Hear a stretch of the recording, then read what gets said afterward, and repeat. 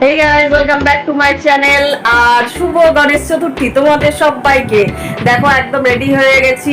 জানো তো কোথায় যাচ্ছি আজকে? জানো না তোমরা তো, তোমাদের বলে ফেলি। আজকে যাচ্ছি আমার জায়ের বাড়িতে, ও গণেশ পুজো করছে, তো সেখানেই যাচ্ছি। আর আমিও বাড়িতে গণেশ পুজো করেছি। আমাদের প্রত্যেক বছরই গণেশ পুজো হয়, আমাদের আসলে গণেশ ঠাকুর আছে।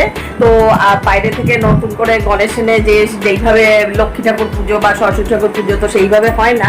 কিন্তু এবছর তোমরা দেখলে যে আমি যে গণেশটা তোমাদের পুজো করা দেখালাম, তো সেই গণেশ ঠাকুরটা আমার জামাইবাবু আমাদের ম্যারেজ ডেতে গিফট করেছে। তো সেই জন্য ভাবলাম যে গণেশ পুজোর দিনকেই এই ঠাকুরকে পেতে পুজো করব।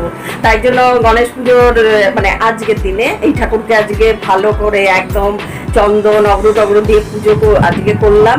আর ভেবেছিলাম যে সকাল থেকেই পুজো করার পরে তারপরে ব্লগটা স্টার্ট করে দেবো, তো করতে পারিনি, কারণ পুজো দেওয়ার পরে তারপরে করতে হয়েছে রান্না। আর আজকে রান্না করেছি লুচি, ছোলার ডাল আর সিমুয়ের পায়েস। এখন যাচ্ছি আমার জায়ের বাড়িতে, তো ওখানে গিয়ে শুট করব, তোমাদের দেখাবো। তো আমাদের সাথে থাকো, চলো।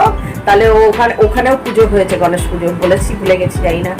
তো চলো আমাদের সাথে থাকো। আর আমার মেয়েকে দেখো না, ডাবলি ডাবলি। আর এখন ঠিক ঘড়িতে বাজছে 6:15। তো চলো, এই যে এর আউটফিট দেখে নাও। আমরা এখন যাচ্ছি দুজনেই। ও এইটা পরে নিয়েছে আর আমি এই ড্রেসটা পরে নিয়েছি। জানি যে শাড়িটাই পরতে এত গরম লাগছে, আর পরতে পারছি না, আর বকবক করবো না।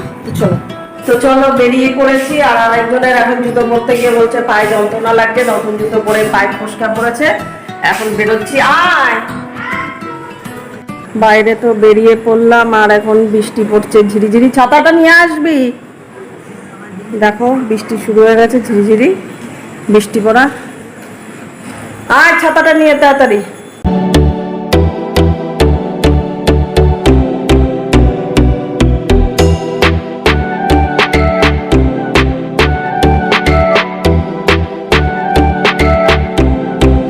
অনেকক্ষণ এসছি ওদের বাড়িতে, মানে আমার জায়ের বাড়িতে এসছি অনেকক্ষণ ধরে।